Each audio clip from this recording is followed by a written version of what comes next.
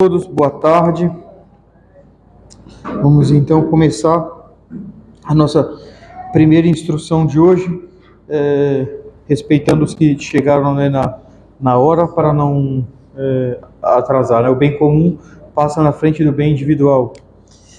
Então, os que tiveram algum motivo certamente para não estarem aqui, à medida que forem chegando, vão poder também escutar a conferência que vai estar gravada. Bem, então nós estamos no segundo primeiro sábado da série dos 5 primeiros que Nossa Senhora pediu.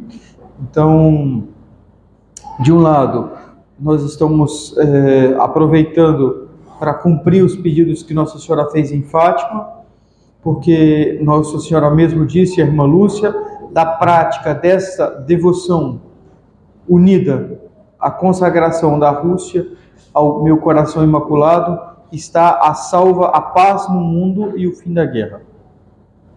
E a esta devoção dependem a salvação de muitas almas. Então, como é muito forte essa afirmação de Nossa Senhora, né? Dessa devoção depende a paz no mundo e o fim da guerra. E continua a depender a paz no mundo e o fim da guerra. Porque Nossa Senhora se referia não simplesmente à Primeira Guerra Mundial ou à Segunda Guerra Mundial. Ela se referia à paz no mundo e o fim da guerra. Ela certamente estava se referindo a uma guerra muito mais superior do que simplesmente as guerras civis mundiais que abalavam o mundo e que não eram senão episódios dessa guerra muito maior que a guerra da igreja versus a contra-igreja, né? Esse sistema que promove a descristianização da sociedade a fim de perder as almas. E o que nós assistimos hoje na igreja, dessa guerra, o ataque mais violento que já foi feito contra, da parte dos inimigos de nosso Senhor Jesus Cristo, contra a cristandade, foi sem dúvidas a invasão da igreja pelos seus inimigos. Nós sabemos que a igreja foi infiltrada, então, 2 vezes por uma quantidade enormes de agentes comunistas, e não só isso, mas ela foi infiltrada pelas ideias heréticas da modernidade, do modernismo e do liberalismo. O modernismo que nós tanto falamos e que é a grande heresia que domina as autoridades da igreja, não é gostar de coisa moderna, computador, celular, essas coisas. Não. O modernismo é uma heresia que nasce no final do século XIX e que tem como ponto principal uma releitura da revelação para os modernistas, e por isso que a torna das heresias a mais perigosa, porque ela lança um vício no início mesmo de toda a compreensão da fé católica. Não é simplesmente, por exemplo, você pegar Ário, né, que era um herege, pegar Nestório, você pegar Lutero, você vai encontrar pessoas que tinham noções basilares, digamos assim, que são, claro, cada vez mais diferentes que as nossas, mas, por exemplo, de que Deus se revelou. Se você perguntar a Lutero, ele vai dizer, sim, Deus se revelou para os homens quando Jesus Cristo se revelou. Só que quando você pergunta para um modernista, ele vai dar uma noção mesmo de revelação relida, quer dizer, a partir de uma nova filosofia, de uma nova maneira de pensar. O modernismo é um erro de teologia, é um erro contra a fé, mas é um erro contra a fé resultado de uma nova maneira de se pensar, de se refletir. É a partir da ideia de idealismo, de nominalismo e todas essas falsas filosofias que criticam a possibilidade do conhecimento. Porque no século XVIII nasceram filosofias, quer dizer, novas maneiras de pensar que tinham como fundamentos a crítica do conhecimento. Quer dizer, eu não tenho certeza daquilo que eu conheço, eu não posso chegar a uma certeza daquilo que eu conheço. Ora, isso vai dar uma consequência dentro da igreja, porque homens da igreja vão abraçar essas maneiras de se pensar, isso vai chegar no chamado modernismo. Então, o modernismo vai ser uma aberração, porque ela vai consistir justamente em afirmar, antes de tudo, que a revelação que Deus faz ao homem é uma revelação imanente. Ela parte do seu interior, do seu sentimento. Você vai sentir a Deus e Deus vai falar com você. Só que essa filosofia moderna, mais uma vez, ela tem como fundamento de que parte da verdade que você conhece, ela é fruto da sua criatividade, da sua experiência própria. Então imagina o desastre que isso não pode dar no campo da fé. Então toda experiência religiosa é possivelmente, entre aspas, uma experiência com Deus, uma possível experiência com Deus, que vai dar em qualquer religião e etc. Então a heresia modernista, essa que invadiu as nossas paróquias, é gravíssima. E por isso que você vai ter um padre que vai falar, não, o que importa é ser feliz, você pode ser protestante, você pode ser espírita, você pode ser budista, você pode ser muçulmano, o que importa é você ser feliz. Eles falam isso. Por quê? Porque tem que respeitar todas as religiões, a liberdade religiosa. Por quê? Porque a pessoa fez uma experiência interior dela com Deus, e aquela experiência nasce aquilo que ela acredita e etc. Bem, estou simplificando um pouco, mas é assim que funciona. Então é isso que se espalhou como uma lepra na cristandade, nas nossas paróquias, nas nossas dioceses. Os bispos pensam assim, os padres pensam assim, mesmo, desgraçadamente, o Santo Padre pensa assim. Depois do Vaticano II, nós temos papas que são modernistas, papas que compartilham a maneira de, não só fazem coisas revolucionárias, mas pensam como os revolucionários. Eles, na própria inteligência deles, eles têm vícios intelectuais. Então, eles não pensam mais de maneira sadia. Isso foi um castigo. Isso foi um castigo que Deus deu à cristandade. A gente nunca pode esquecer. Nossa Senhora em Fátima, no dia 13 de outubro, falou, então, não ofendam mais a Deus, que daí já está muito ofendido. Se os homens não pararem de ofender a Deus, virá uma guerra muito pior no reinado de Pio XI. Então veio a Segunda Guerra Mundial, e a pior das guerras ainda vem depois, que é a Guerra do Vaticano II. Então, para dizer justamente que há uma necessidade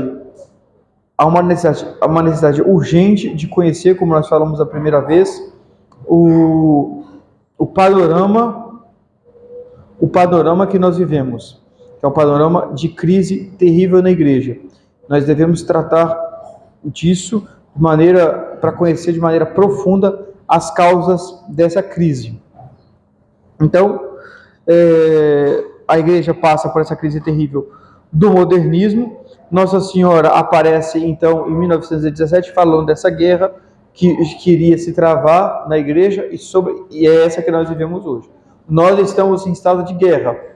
Não é? Nós vimos agora a guerra lá na Palestina, em que aquele grupo Hamas, da Palestina, invade Israel, sequestra uma população israelita, mata a população israelita. Bem, algo similar, fazendo abstração da moralidade ou não, fazendo abstração do que está acontecendo lá, mas o que acontece na igreja, há uma invasão na igreja, há um sequestro na igreja, e porque Israel está fazendo o contrário agora, né? Invade a Palestina, toma a Palestina e faz o que quer com a Palestina. Da mesma maneira acontece com os inimigos da igreja, eles tomam a igreja e fazem o que querem. A igreja está sob a dominação da iniquidade. Bem, superficialmente falando, a igreja tem sempre como cabeça Nosso Senhor. Mas assim como Nosso Senhor deixou-se ser sequestrado, deixou-se ser tomado, está nos padres da igreja desde o início dos séculos. Quando eles vão escrever sobre a igreja, eles falam que o corpo místico deve passar pelo que o corpo físico passou. Então, o que o corpo místico de Nosso Senhor, o físico de Nosso Senhor passou, foi sequestrado na quinta-feira santa, foi crucificado, o corpo místico da igreja passará pela mesma coisa, e nós estamos vendo hoje que ela passa. Tristemente, nós olhamos para as nossas paróquias e nós vimos o desastre. Quando nós olhamos as nossas paróquias, nós vimos o triunfo do mal. Momentâneo, mas o triunfo do mal. Quando nós vimos, por exemplo, a missa de Lutero sendo celebrada no lugar da missa tradicional, é o triunfo do mal. Quando nós vimos na igreja, por exemplo, um sacerdote que profere heresias, um sacerdote que não tem mais uma vida digna de ser chamado uma vida sacerdotal, é o triunfo do mal. Um convento de religiosas, onde elas vivem como militantes comunistas de teologia da libertação, é o triunfo do mal. Quando nós vemos um seminário, por exemplo, onde escândalos de homossexualidade se passam, é o triunfo do mal. O triunfo do mal na igreja. Triunfo do mal. Temporário, mas triunfo do mal na igreja. Então, é um horror, e Deus permitiu para que nós víssemos a capacidade que o mal tem de fazer estragos, e Deus permitiu para nos castigar. Por quê? Porque a história do povo israelita do Antigo Testamento, mais uma vez, anuncia a história do novo Israel, que é a igreja. Sempre que os israelitas eram fiéis a Deus, nosso Senhor, eles dominavam, eles tinham glória, eles tinham o reino de Davi, a Terra Santa, mas desde que eles eram infiéis, os pagãos entravam, dominavam e etc. Era o que tinha acontecido com o Nosso Senhor, na época de Nosso Senhor, por exemplo, que o cetro, o rei de Jerusalém, já não era mais um parente de Nosso Senhor. O rei de Jerusalém era Herodes, que na verdade foi colocado como rei de Jerusalém, porque Roma dominava Jerusalém e colocou alguém deles. Ele era um idumeu, ele era um romano, mas colocou. Então é preciso compreender isso, né? Sempre. Então, bem, nós vimos aqui, então dessa devoção depende a paz do mundo e o fim da guerra. Então, como nós saímos desse estado de calamidade pública? Muito mais de calamidade pública, porque a calamidade atual é algo insondável. Nós não podemos sondar, conhecer, calcular os estragos que o Concílio Vaticano II, porque ele foi a causa de todo esse estrago, fez na igreja. Por quê? Porque uma alma, ela vale o sangue de um Deus, e uma alma, ela está diretamente relacionada a uma eternidade. Então, quando eu falo da perda de uma alma, eu falo de alguém que está para sempre condenada ao suplício do inferno. E a principal causa, digamos assim, fundamental atualmente para a ruína da maioria das almas que deveriam ser salvas, que são as almas dos católicos, o principal motivo atual da perda das almas dos católicos, a causa está no Vaticano II, porque nos documentos do concílio e não na sua interpretação estão os erros que hoje são proclamados nas paróquias, que são a causa da desorientação dos fiéis, que não são mais capazes de resistir ao mal e caem nas garras de Satanás. Então, é muito importante fazer esses 5 primeiros sábados por isso, porque Nossa Senhora fala, ela já para nos tranquilizar, porque muitas pessoas poderiam acabar se escandalizando. Então, Nossa Senhora, graças a Deus, ela vai revelar aos pastorinhos que, no fim, meu Imaculado Coração triunfará. A gente não sabe o que veio antes da frase Nossa Senhora, porque o Vaticano colocou 3 pontinhos. Não se revelou o terceiro segredo completo, né? E a gente nem sabe se o que foi revelado no ano 2000 é verdadeiro. Tem críticos que dizem que ele não tem nada de verdadeiro, ele é todo falso mesmo. Mas, a partir do triunfo do coração imaculado, que Nossa Senhora fala, né, aos pastorinhos, essa sim é verdadeira. Então é um motivo de confiança para nós. E os estudiosos de Fátima falam que quando um número suficiente de católicos, não falo do número grande, porque aqui nós somos, né, uma quantidade ínfima comparada ao catolicismo do mundo inteiro, mas ela diz quando uma quantidade de católicos X fizerem a devoção, esses teólogos dizem, quando uma quantidade X de católicos colocarem em prática com seriedade os pedidos de Nossa Senhora em Fátima, o coração, Deus vai se deixar tocar e ele vai intervir em favor das almas, em favor da igreja, e o castigo vai cessar. No século XIX houve uma aparição na França chamada Notre-Dame de Pommern, Nossa Senhora de Pommern, é uma pequenina cidade da França, era no final da guerra da Prússia com a França estava em guerra, a França estava perdendo, estavam morrendo muitos soldados franceses, as mães estavam muito aflitas porque os filhos estavam na guerra, estavam morrendo, e os prussianos se aproximavam cada vez mais da França. Então, uma tarde, num pequeno vilarejo da França, muito bonito, em que o pároco era muito piedoso, muito santo, 3 crianças ou 4 viram Nossa Senhora em cima de um telhado de uma casa. Eu tive a oportunidade de ver, muito bonito. E Nossa Senhora não fala nada nessa aparição, mas na medida que as pessoas vão na medida que as crianças vão rezando, à medida que as pessoas vão rezando, Nossa Senhora vai se deixando ver e frases vão vão aparecendo na aparição justamente. Frases vão se escrevendo na aparição com letras de ouro. E uma das frases que aparece é: Mais priez, mes enfants, mon fils céleste touché. Significa: rezai, meus filhos, pois o meu filho, na verdade, em português, você pode traduzir para a mesma palavra, mas seria assim: rezai, minhas crianças, pois meu filho se comove. Ele vos escutará em pouco tempo. Il vous exaucera en peu de temps. Ela diz em francês, então. Mas rezai, meus filhos, rezai, minhas crianças. Meu filho se deixa comover. Ele vos escutará em pouco tempo. Então, Nossa Senhora, é muito bonita essa aparição, porque a gente pode relacionar com o que acontece hoje conosco. Poderia achar que tudo está perdido, mas não. Nossa Senhora tem um grande poder sobre o coração de Jesus. O que nós devemos fazer é não desistir e colocar em prática o que Nossa Senhora pediu em Fátima.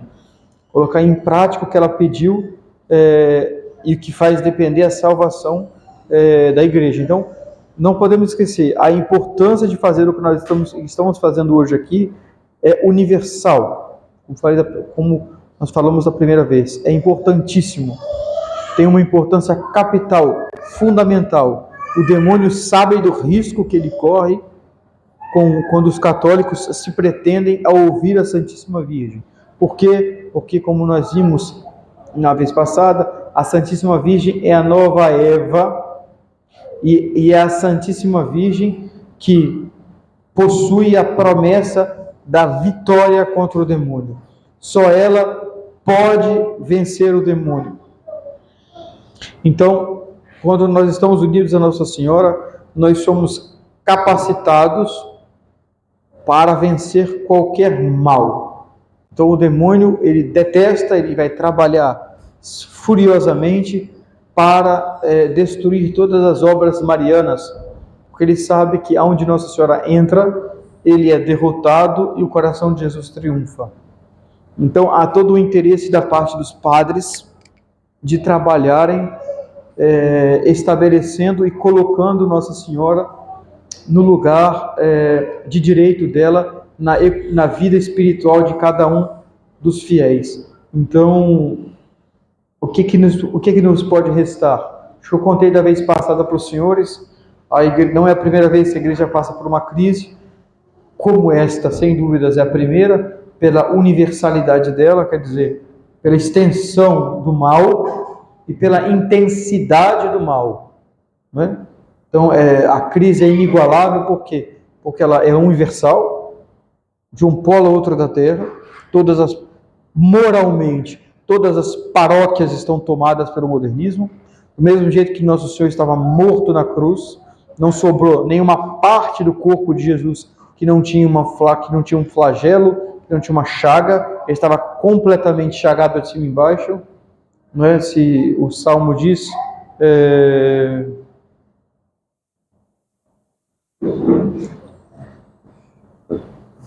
et nones ineo sanitas, significa, e não estava nele nenhuma parte que era sã,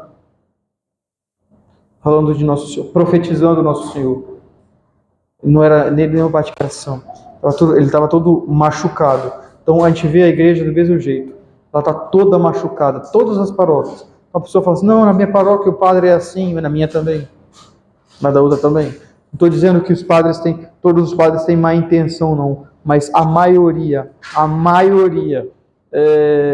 esmagadora estão objetiva ou subjetivamente estão tomados pelo mal do modernismo. Então, pela extensão é a pior da igreja e pela intensidade também. Nunca se pensou que coisas tão horrorosas poderiam se passar em todos os âmbitos da vida da igreja como se passa hoje, não é? Padres que cometem pecados que não se podem nem nomear, seminários que são antros de pecados que não se pode nem nominar, paróquias em que se ensina heresias que não pode nem se nominar, dentro da igreja se vê uma missa que é um horror, que é celebrada de uma maneira horrorosa. Então, a intensidade, a maneira com que Jesus no Santíssimo Sacramento é tratado. Então, pela extensão e pela intensidade, é sem dúvidas a pior crise da história da igreja. Mas tiveram outras crises. E uma dessas outras crises foi a crise do protestantismo. E da noite para o dia, digamos assim, uma parte bem significativa da Europa, cerca de 30% da Europa, se tornou protestante. Não é? Toda aquela Europa do leste se tornou protestante. Não é? Do leste, na verdade não. A parte de cima da Europa ali, sem ser do leste. Do leste um pouco para cá, tomando a parte de cima. Então vai ter a Alemanha, a Dinamarca, a Suíça, a Suécia, a Noruega, todos esses países que antes eram países muito católicos, se tornarem protestantes. E a igreja assistiu isso, porque o mundo civilizado era ali, não tinha América Latina, que hoje faz quase mais que a metade dos católicos do mundo inteiro estão aqui, eu acho. Então assim, não tinha isso. Então o mundo civilizado era ali, a cristandade era ali. Agora pensa o que quer ver 30% disso, daquele mapa da Europa ali, tomado pela heresia e ameaçando todo o resto da Europa. Então se perguntam para São Pio V, o que São Pio V, na verdade, era um homem de muita fé, perguntam o que se tinha que fazer para melhorar isso, para acertar isso, para consertar isso. E ele falou justamente, a solução era tocar o coração de Deus. A solução era tocar o coração de Deus. Então é isso que Nossa Senhora pede de novo a cada um de nós. O que é preciso fazer para reverter essa situação dramática como nunca houve na história? Porque, atenção, nós não temos a garantia de que nós vamos perseverar nesse caminho que nós temos hoje.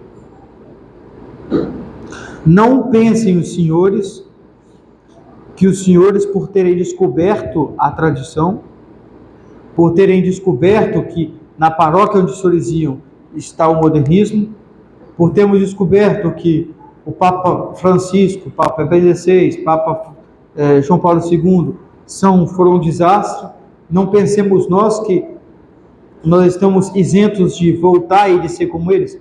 Não pensemos absolutamente nisso. Os senhores não podem imaginar a capacidade do mal. Os senhores não podem imaginar a capacidade que o mal tem de transformar a vida dos senhores em um desastre. Nunca subestimem a capacidade do mal de fazer estragos. Se ele fez o que ele fez na igreja, imagina o que ele pode fazer na sua vida. Então, a melhor maneira que nós temos de fazer isso é nos preocuparmos com uma das maneiras de proteger em nós. Claro, a primeira, sem dúvidas, a consagração a Nossa Senhora, nos estar continuamente sob o amparo dela, sobre os cuidados maternais dela, pelo rosário e pela vida de união a ela. E segundo, por uma grande caridade para com as almas que não conhecem a tradição. Daí uma preocupação constante. Então eu vou rezar o rosário, eu vou fazer os 5 primeiros sábados para consolar o coração de Nossa Senhora e para procurar reverter essa situação. Então nós temos um imenso interesse de resolver essa situação atual. Antes de tudo, pela preocupação que nós temos de perdermos a nossa própria alma. É um risco muito grande. A gente fica o tempo todo sendo assediado por ideias, por exemplo, assim, o que importa é ser feliz, não seja tão exagerado, você é muito exagerada, você é muito isso, o tempo todo. Pode chegar um dia que você vai acreditar. Você vai começar a questionar, será que eu não sou exagerado mesmo? Mesmo as crianças, será que o papai não está exagerando? Aí começa o carro a descer. E o demônio, quando faz isso, quando ele viu que uma alma desceu, aí ele vai em cima para amarrar a pessoa. O demônio gosta de amarrar as pessoas no mal. Então você pode ver quando uma pessoa, por exemplo, quando o marido trai a esposa, o que o demônio faz? Ele faz a pessoa ir morar, faz o marido sair de casa, faz o marido arrumar uma outra mulher, faz o marido arranjar mais filhos com outra mulher, aí acaba, ele enrola a pessoa, ele faz a pessoa se envolver com uma para fazer desaparecer as esperanças, ele voltar para a verdadeira esposa dele. O demônio tem interesse, então ele vai fazendo estragos atrás de estragos. Então os senhores podem ter certeza, sobretudo quanto mais uma pessoa que foi boa, chegou numa altura boa, quando ela cai a queda livre. Então tenhamos preocupação com as nossas almas, sejamos muito humildes e pensar, eu devo fazer alguma coisa para colaborar pela salvação das almas, antes de tudo, com uma grande preocupação de proteger a minha própria alma, porque a situação atual é gravíssima, a situação atual é um risco gravíssimo para as nossas próprias almas, né? Pode ficar cada vez pior. Então, bem, Nossa Senhora tem a vitória, e ela fala então em Fátima. Todo esse discurso que eu acabei de fazer era para explicar o que ela fala dessa devoção, da devoção ao meu coração imaculado.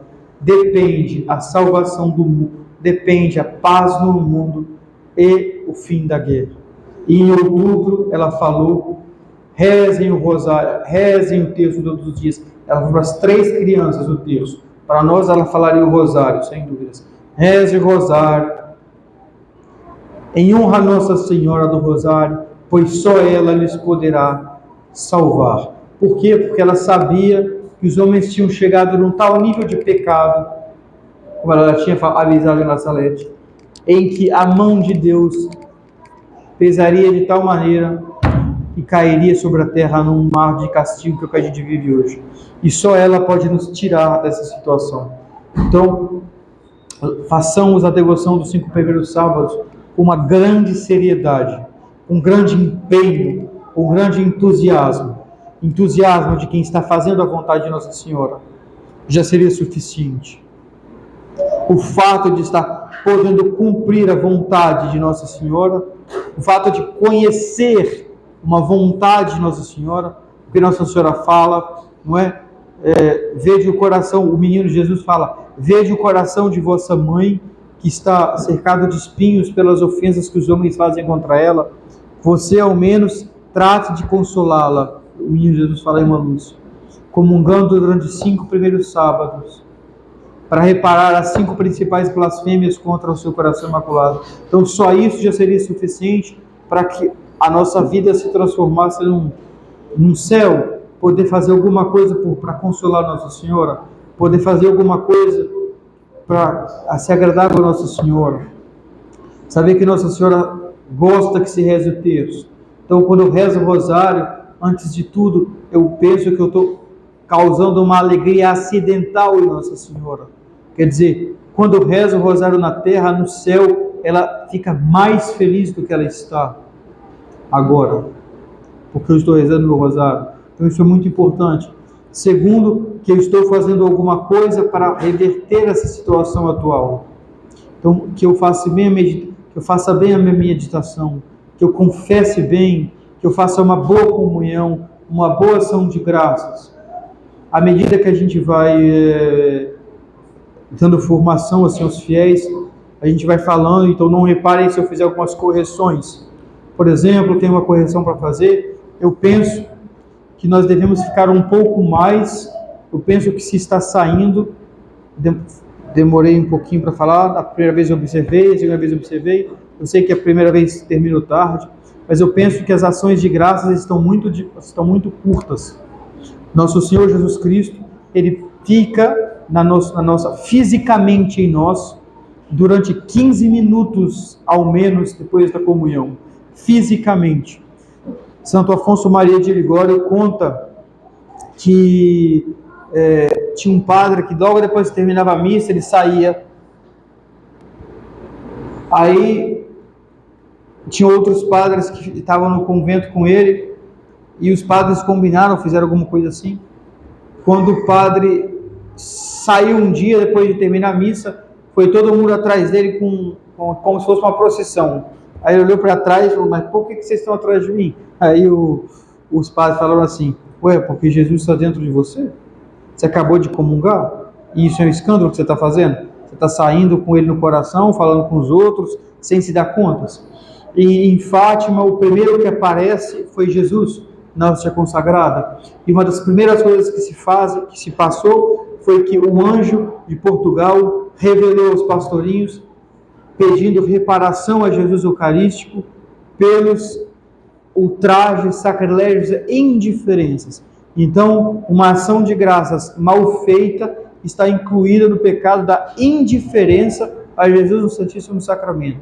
Quer dizer, eu não me dou contas, eu não sou suficientemente delicado com a presença física e real de Jesus dentro de mim. Então vamos procurar, eu sei que tem várias crianças, as crianças ficam agitadas, às vezes eu tenho que sair com o carro logo depois da missa com as crianças, falando entre os pais da família, ou as pessoas de idade mais avançada precisam sair. Se precisarem sair, procurar, por exemplo, rezar um terço indo para casa e ficar em silêncio até completar 15 a 20 minutos depois da comunhão, para ter certeza que Jesus já não está mais fisicamente, é uma coisa muito grande a presença real. Então, por exemplo, então são esses sinais de que mostram que a pessoa está espiritualmente madura e são delicadezas que fazem com que a nossa vida espiritual realmente mude. Então, façamos essa primeira intenção. Na igreja moderna a gente vê muito isso. Quem faz ação de graças depois da comunhão? Ninguém. Se comunga, termina a missa e tem missa extra, todo mundo vai. Então, ficar em silêncio, convivendo com o nosso Senhor. Eu sei que para muita gente é difícil, porque as pessoas acabaram de se converter, não tem muita prática de vida espiritual, não tem muita prática de vida de oração, então não tem muito esses hábitos. Desde criancinha talvez era para ter, né? Já cresce formado na espiritualidade como deve ser, então nem se dá conta, não é nenhum pecado, mas por uma questão de falta de formação. Mas como então nós estamos formando fiéis, né? Restaurando a cristandade, é preciso tudo restaurar. Então, terminando a missa, desde a hora que os senhores comunguem, façam ação de graças, que é agradecer a Nosso Senhor, pedir a Nosso Senhor. É o momento mais oportuno de receber graças. Então você vê pessoas que precisam de graças imensas, terminando a missa e saindo e conversando com alguém do lado de fora da igreja. Eu já vi várias vezes. É uma coisa que incomoda a pessoa depois. Aí a gente fica se perguntando depois, né? Por que a pessoa está reclamando que está passando por essa situação? Se na hora que ela tem Jesus disponível para ela, só para ela, ela vive como se Jesus não estivesse nela. Então, comecem a fazer isso. Mesma coisa, por exemplo, o padre vem na semana, já prepara o exame de consciência na semana que o padre vem.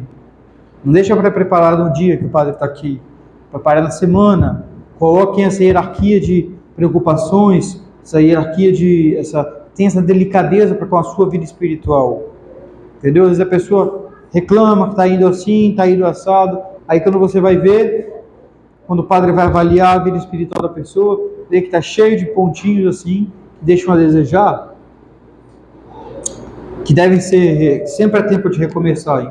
Felizmente, graças a Deus. Então, recomeçar bem, entendeu? Então, o que eu gostaria de falar hoje sobre a comunhão é exatamente isso.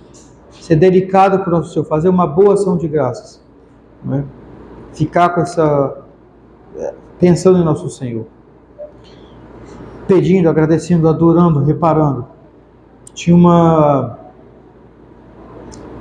acho que essa história talvez já contei aqui, um membro da Legião de Maria, um membro feminino da Legião de Maria, a Eda Queen, foi uma heroína do apostolado. Ela foi para a África com 26 anos, nos anos 40. O livro muito bonito sobre a vida dela, chama Heroína do Apostolado. Ela fez um trabalho missionário extraordinário na África negra.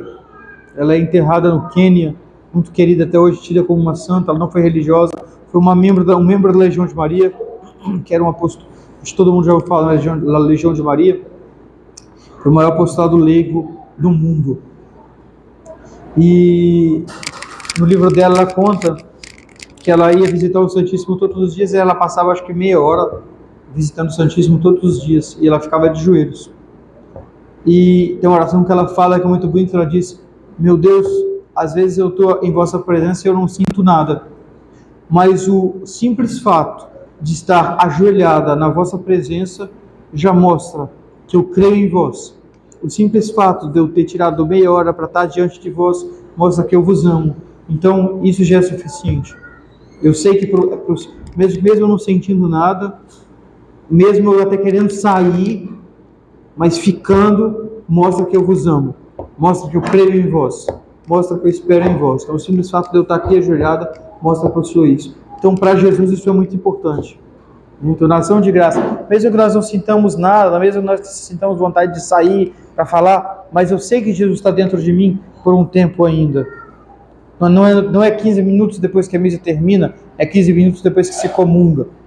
Então se eu sei que isso ainda está assim, eu me calo, eu me silencio, eu respeito Jesus que está no meu coração. Então são coisas muito importantes, né, que fazem parte da aparição de Fátima. Bem, então voltando ao começo, então, há uma necessidade de fazer os 5 primeiros sábados, sempre voltando-se, né, para Nossa Senhora.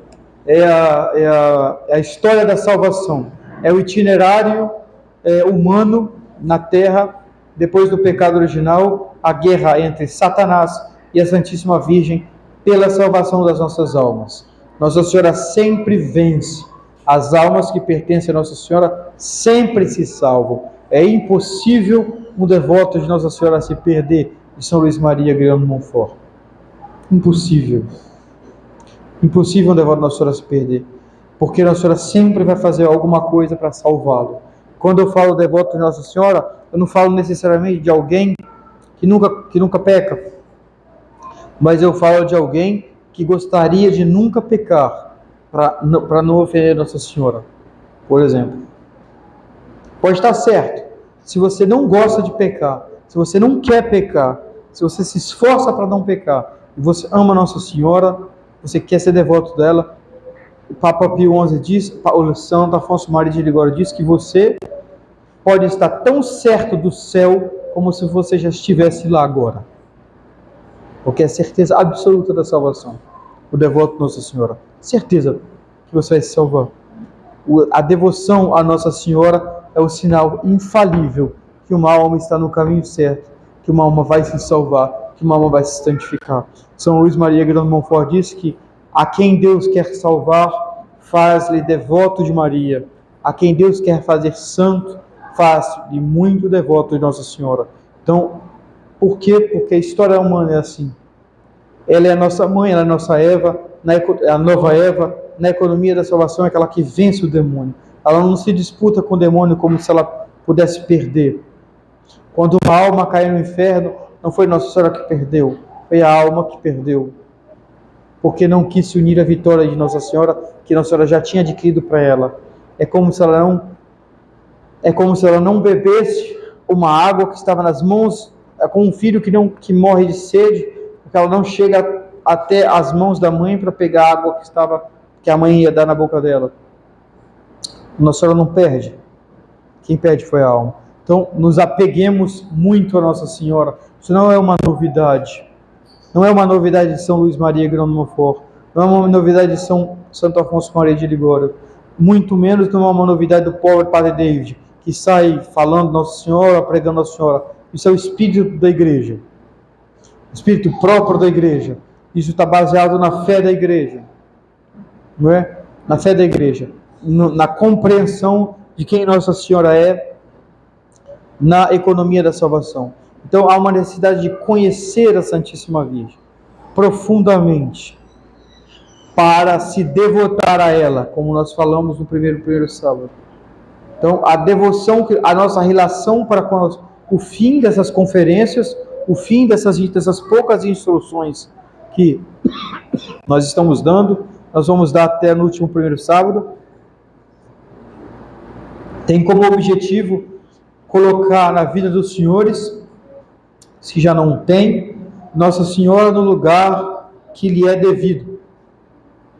A devoção a Nossa Senhora não é um favor que você faz a ela, não é um favor que você faz a Deus, não é algo louvável, como se quem não tivesse essa devoção pudesse ser de alguma forma igualmente digna de louvor. Não. A devoção à Nossa Senhora é uma necessidade para a salvação, estabelecida livremente por Deus Nosso Senhor.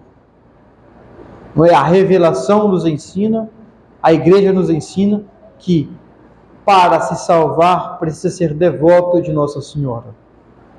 Mas nós não queremos só nos salvar, nós queremos nos santificar, nós queremos morrer santos, porque se nós não formos santos,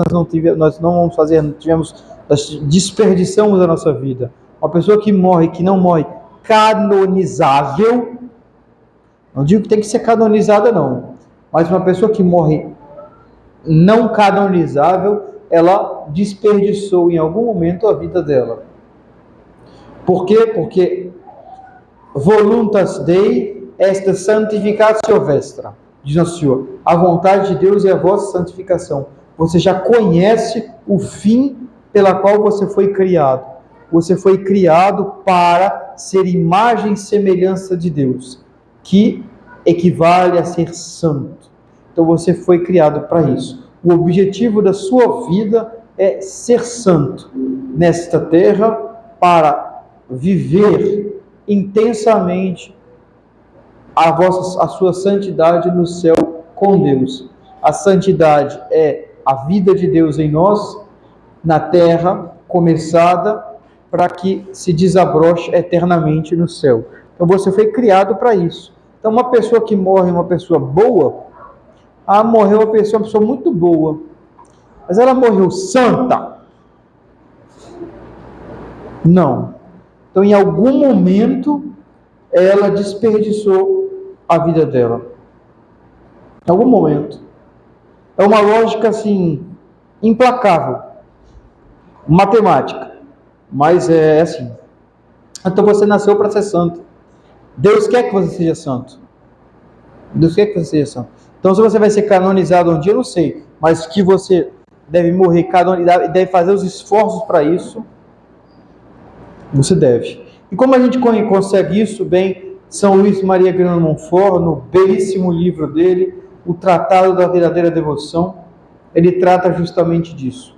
O fim do Tratado da Verdadeira Devoção, o fim da consagração a Nossa Senhora, não é outro senão a santidade de vida. Você se dá a Nossa Senhora, você abre mão de tudo no dia da sua consagração, mesmo dos seus méritos. Tudo você abre, dos que você pode comunicar. Você abre mão de tudo, do valor das suas orações, dos seus bens materiais. Se Nossa Senhora quiser que você fique pobre da noite para o dia, que você passe fome, que você fique doente, que você fique... Tudo, você deu para ela, no dia da consagração. Você deu para ela. As pessoas não se dão conta. Você deu tudo para ela. Para quê? Para que ela intervenha com toda a liberdade na sua vida para te transformar num santo. Então, se você colabora com ela, você vai ter esse resultado. Rápido, como diz São Luís, rápido, relativamente fácil, de São Luís Maria Grande Montfort, e de tal maneira que você vai dar uma glória a Deus que você não poderia imaginar que daria. Então, os 3 principais motivos pelo qual nós nos consagramos a Nossa Senhora, que São Luís fala que tendo Deus, nosso Senhor Jesus Cristo como fim. Primeiro, é uma maneira fácil de se santificar, um caminho reto e seguro e um caminho que glorifica a Deus.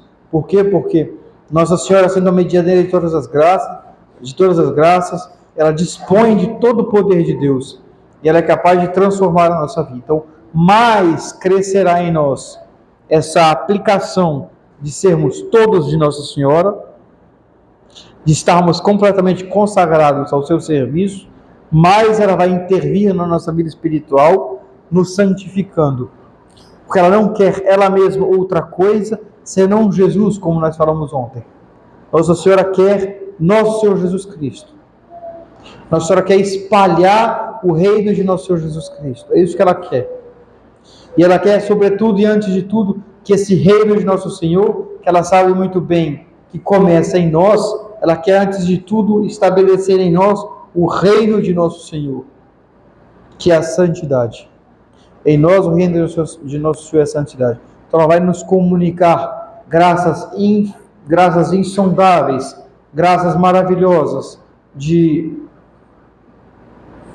união a Deus, de detestação dos pecados. Mais eu fico unido a Nossa Senhora, mais eu passo a detestar o pecado, mais o pecado passa a me incomodar, mais as coisas que não são de Deus passam a me incomodar. Por quê? Porque eu vou ter uma partilha de vida com ela, e ela vai me comunicar a sua própria insatisfação com o pecado, ela vai me comunicar o seu próprio ódio ao pecado, ela vai me comunicar o seu amor à virtude. E ela vai produzir em mim, ela vai fazer com que os sacramentos produzam em mim frutos com uma abundância inigualável, porque ela dispõe das graças sacramentais. As graças que nós recebemos pelos sacramentos, ela que nos comunica igualmente. Então é muito importante que ela assuma na nossa vida o papel que Deus quer que ela tenha. Deus quis usar os mesmos meios que foram usados para a ruína, para a nossa salvação. Do mesmo jeito que Adão e Eva foram usados para a nossa perdição por Satanás, Deus nosso Senhor usa Adão e Eva, o novo Adão e a nova Eva, para a nossa salvação. Então Nossa Senhora tem esse papel fundamental para a nossa salvação e nossa santificação. Então é necessário conhecê-la para poder servi-la. E nesse primeiro sábado eu gostaria de falar de um aspecto da vida de Nossa Senhora particular, porque a gente é obrigado a selecionar. Aqui tem um curso completo de Mariologia, chama Mariologia Tradicional, está em francês, mas é o curso dado pelos frades capuchinhos de Bourbon, na França. A gente estuda no seminário, então durante o ano esse livro.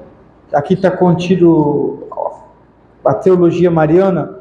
Então, assim, palavras, são termos técnicos, etc., mas de uma riqueza fora do comum. A gente não pode dar um curso que dura 1 ano, por exemplo, 2 anos, sobre Nossa Senhora, e que a gente teria para falar aí 5, 10, 15, 20 anos, não ia parar de falar sobre ela, mas a gente tem que simplificar durante 5 sábados e pincelar, né, os principais sobre Nossa Senhora.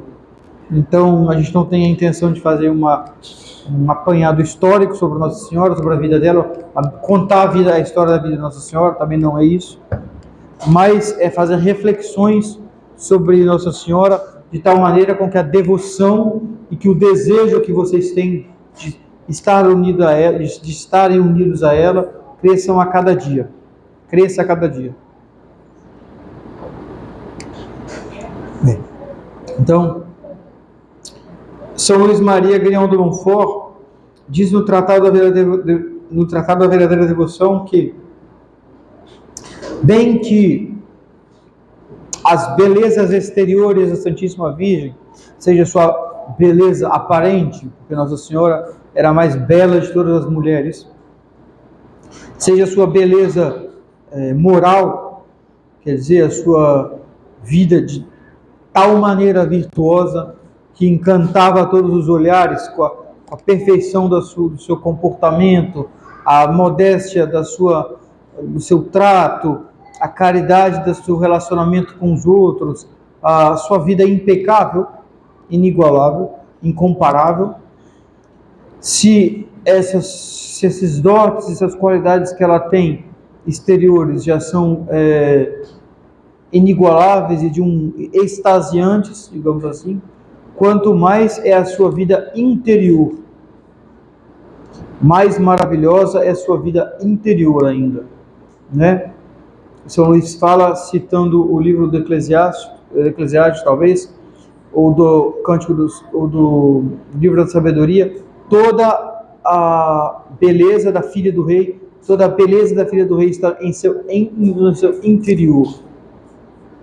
Então, Nossa Senhora tem uma beleza interior, uma beleza de alma que ultrapassa qualquer cogitação nossa, ultrapassa qualquer especulação nossa. Só Deus para conhecer, e é assim que diz a Escritura, só São Luís fala que Nossa Senhora ela mesma é um segredo que Deus guarda para Ele, né? Onde Deus colocou maravilhas que só Ele compreende. E dessas maravilhas que nós contemplamos na vida de Nossa Senhora, que nós conhecemos e que é necessário conhecer, é essa vida voltada desde o primeiro momento da sua concepção. Então, sexta-feira é 8? É sexta-feira que é 8? É quinta? Então, sexta-feira nós vamos comemorar a festa da Conceição Imaculada de Nossa Senhora, o dia que Santa Ana concebe a Santíssima Virgem Imaculada, não é? O que significa isso? Significa que desde o primeiro instante da existência de Nossa Senhora, ela foi impecável por um privilégio de Deus. Impecável no primeiro sentido de que ela foi munda, como se diz em latim. Mundíssima significa puríssima, que é o contrário de imundo. Mundíssima. Quer dizer, ela foi impecável no sentido de que tinha uma perfeição incomparável.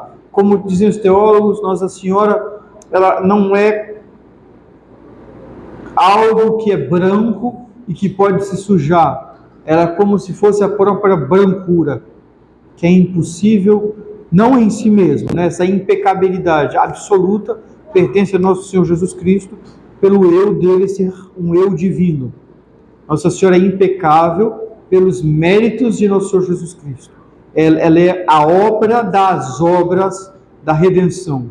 Ela é o prêmio principal, ela é o tesouro mais caro, ela é a coisa mais alta, a conquista mais maravilhosa da cruz. Porque ela é o que há de mais contrário ao pecado. Ela é das obras que deveriam ser restauradas, a obra mais contrária àquela obra corrompida pelo pecado. Por que então? Porque ela nem sequer conhece o pecado. Nossa Senhora não conhece, ela tem um conhecimento do pecado muito profundo, porque ela vê os desastres, e porque ela sabe o que é o pecado, porque ela vê a Deus, e ela sabe o que é alguém que rejeita esse bem que ela conhece mais do que qualquer outra pessoa humana. Ninguém nunca vai conhecer a Deus como nós conhecemos, como ela conhece, mas ela não experimentou o pecado, ela não conhece, graças a Deus, ela foi preservada disso. Então a gente vai comemorar na sexta-feira isso, esse privilégio inigualável, que nós nos rejubilamos por ela ter recebido de Deus essa graça, porque foi uma graça que ela recebeu. E juntamente com essa impecabilidade dela, que nós vamos comemorar sexta-feira, que deveria ser um feriado e um dia de guarda, é um grande crime, um atentado das nações contra a igreja, como nós falamos no ato de reparação ao Sagrado Coração de Jesus, em reparação aos atentados que são cometidos contra os direitos de vossa igreja. Um deles, por exemplo, é ter que se trabalhar no dia da Imaculada Conceição. Se nós pensássemos o que é a Imaculada Conceição, que é o começo da nossa salvação, é o início da nossa salvação, é a aurora, no dia que a gente vai começar a ver que a luz começa a desfazer as trevas, é a Imaculada Conceição que nasce. Não é? Que alegria que o céu teve, que alegria que se teve quando Nossa Senhora, com a cabecinha do tamanho de um alfinete, menor que um alfinete, no seio de Santa Ana. Imagina a multidão de anjos que rodavam o seio de Santa Ana. Imagina isso. São Miguel, São Gabriel, São Rafael, que sabiam já que ela viria, que ela apareceria. Imagina o que não era a casa de Santa Ana, que não era a partir desse dia o que não vai ser, porque Nossa Senhora não foi como Nosso Senhor. Nosso Senhor já existia antes como Deus, mas Nossa Senhora não existia absolutamente.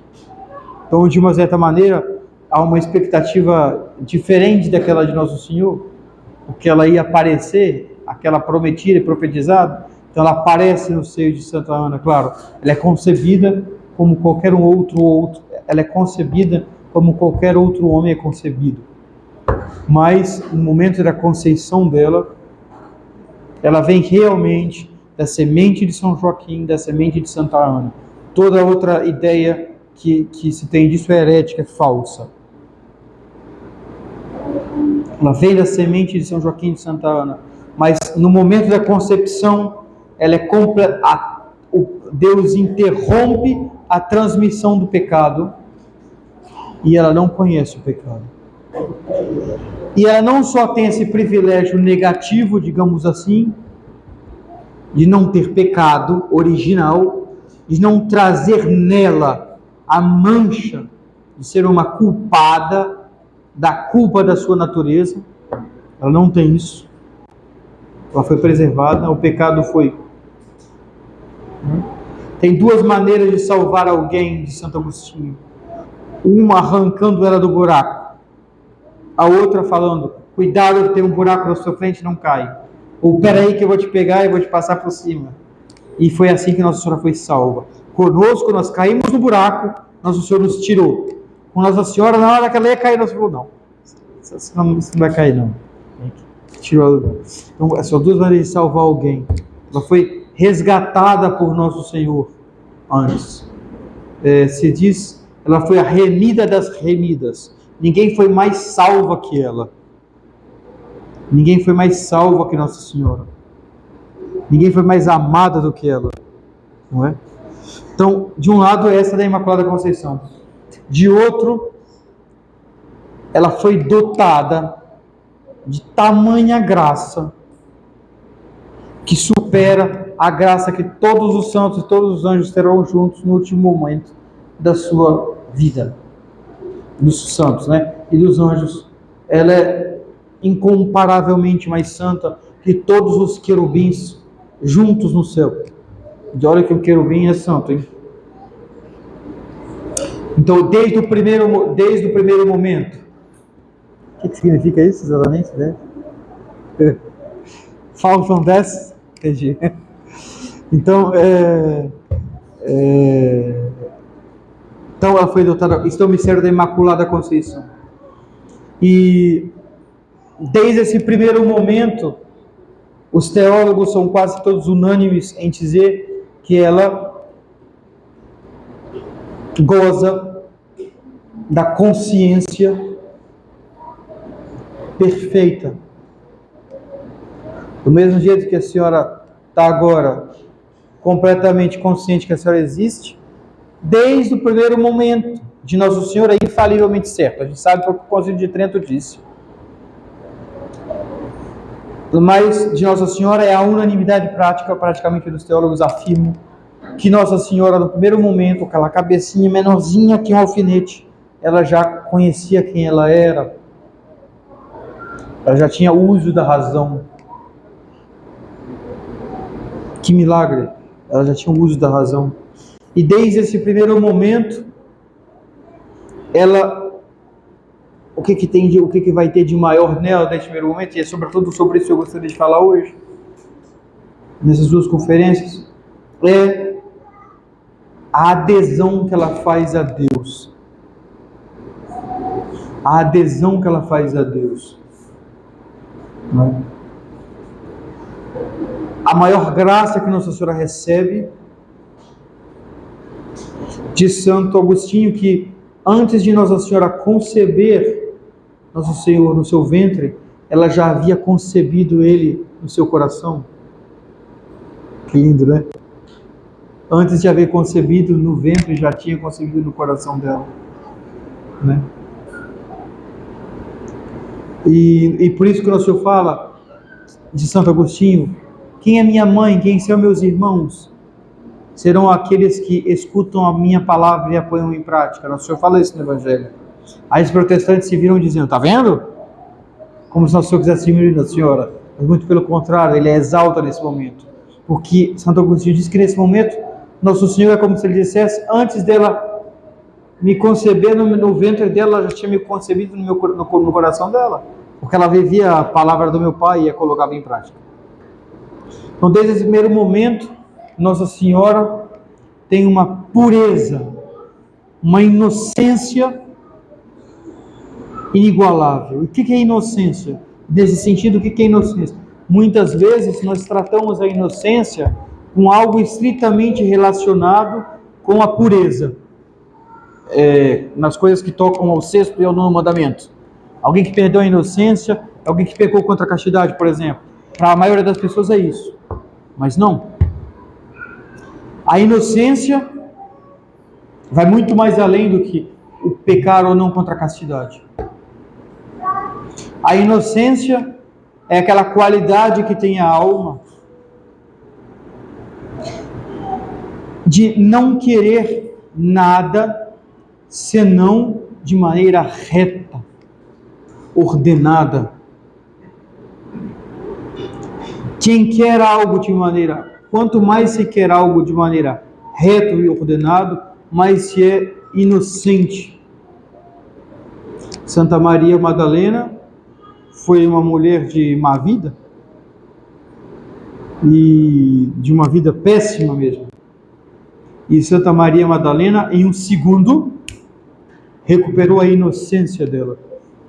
A principal graça que ela recebeu depois do perdão dos pecados foi ordenar a vida dela de tal maneira a Deus que ela, depois de Nossa Senhora, segundo alguns místicos, ela se torna a maior santa do céu.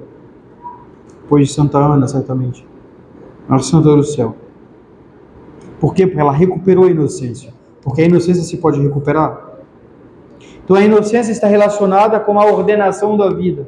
Então Nossa Senhora ela era inocentíssima desde o primeiro momento da sua concepção. Por quê? Porque tudo o que ela queria por causa de Deus. Ela queria por amor a Deus. Ela não tinha outro desejo senão aquele que ela expressou maravilhosamente no Magnificat. É emocionante ler os primeiros capítulos do Evangelho de São Lucas, quando Nossa Senhora chega então à mansão de São Zacarias, em Santa Isabel. São Zacarias, que era um sacerdote do templo, então era membro da aristocracia. Então, quando Nossa Senhora chega ao castelo de São Zacarias, de Santa Isabel, e Santa Isabel ouve a voz de Nossa Senhora, e a criança se estremece no ventre dela. Ela diz: assim que eu ouvi a vossa voz, a criança estremeceu do meu ventre. E ela fala: bendita és tu entre as mulheres. Ela louva, faz aquela maravilhosa doxologia de Nossa Senhora, aquele louvor que a igreja repete sem cessar na Ave Maria. Nossa Senhora imediatamente, como fosse uma bala de canhão, se volta para Deus e canta o Magnificat. Minha alma magnificat anima mea Domino. Quer dizer, a minha alma engrandece ao Senhor. Nossa Senhora não nega as graças que ela teve, porque ela conhecia bem o Salmo 134, se eu não me engano é esse, que fala: louvai ao Senhor Deus por todos os seus benefícios. Ora, Nossa Senhora não seria verdadeiramente humilde se ela deixasse de ser, dentre as criaturas, aquela que mais louvasse a Deus, dentre outras coisas, pelos benefícios inigualáveis que Ele a concedeu. Então Nossa Senhora reconhece o tesouro que ela é. E o que é mais impressionante é que, ao reconhecer o tesouro que ela é, ela reconhece que ela não é nada por ela mesma, mas tudo